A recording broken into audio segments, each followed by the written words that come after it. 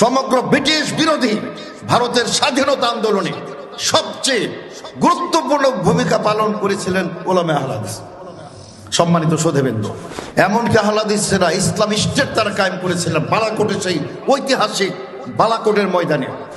আল্লাহ রাব্বুল আলামিন সূরা আত-তাওবার 20তম 20 নম্বর আয়াতে আল্লাহ তাআলা বলছেন, আল্লাযীনা আমানু ওয়া হাজারু ওয়া জাহাদু ফি সাবিলিল্লাহ বিআমওয়ালিহিম ওয়া আনফুসিহিম আ'যামু দারাজা ইনদাল্লাহ ওয়া উলাইকা হুমুল ফাইজুন।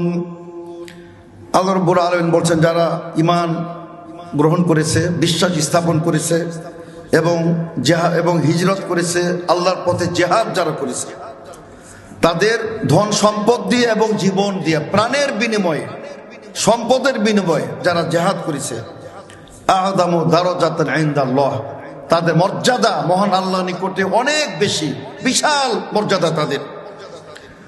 ওয়া উলাইকা হুমুল ফাইজুন, এরাই প্রকৃতপক্ষে সফল। এই আরো অসংখ্য আয়াত আছে জিহাদের ব্যাপারে, তবে আমি একটি কথা বলতে চাই যে সারা বিশ্বে আহলে হাদিসরা প্রতিটা যুগেই তারা সঠিক যেটা জিহাদ, ইসলামের প্রকৃত জিহাদ, যেটা প্রকাশ্যে কোনো আন্ডারওয়ার্ল্ড না, গোপনীয় কোনো ব্যাপার না, প্রকাশ্যে, এমনকি আহলে হাদিসরা ইসলাম স্টেট তারা কায়েম করেছিলেন বালাকোটের সেই ঐতিহাসিক বালাকোটের ময়দানে।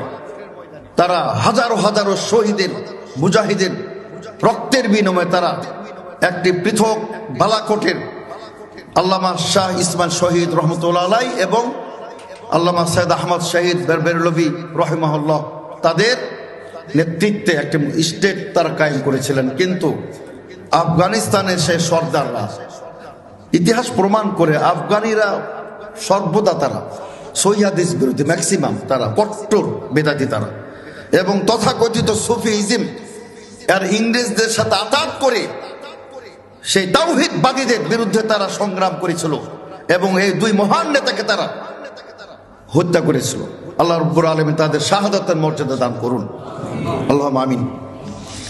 এবং বিশ্বনবীর হাদিস, লা গাদওয়াতুন ফি সাবিলিল্লাহ আও রাওহাতুন খায়রুম মিনাদ দুনিয়া ওয়া মা ফিহা, সকাল সন্ধ্যায় কিছু মুহূর্ত আল্লাহর পথে জিহাদ করা সমগ্র পৃথিবীর চেয়ে এটা মূল্যবান। এসব হাদিসগুলি মান কাতালা ফুয়াকা নাকাতিন ওয়াজাবাত লাহুল জান্নাহ, নাসাই সহিহ হাদিস। কোন ব্যক্তি যদি সামান্য উট দগ্ধ, উটের দুধ দহন পরিমাণ সময় জিহাদ করে, সে ব্যক্তির জন্য জান্নাত অপরিহার্য হয়ে যাবে।